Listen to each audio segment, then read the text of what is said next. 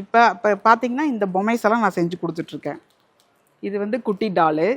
இதுக்கு வந்து பார்த்தீங்கன்னா இந்த டால் வாங்கி இதுக்கோட பேரு, இதோட மேக்கப் செட்டு எல்லாம் பண்ணி கொடுத்துட்டு, இது ஒரு டால். இது வந்து 6 இன்ச் டால்னு சொல்லுவாங்க.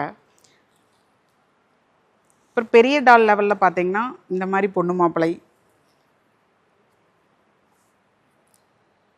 அது மாதிரிலாம் பண்ணி அவங்க கேட்குற கஸ்டமர் எப்படி கேட்குறாங்களோ கஸ்டமைஸ் பண்ணி அவங்க ஒரு ஒரு ஒரு வெட்டிங்க்கு தகுந்த மாதிரி சாரீக்கு மேட்சாகவும் டால் கேட்பாங்க. அந்த மாதிரியும் நான் பண்ணி கொடுத்துட்ருக்கேன்.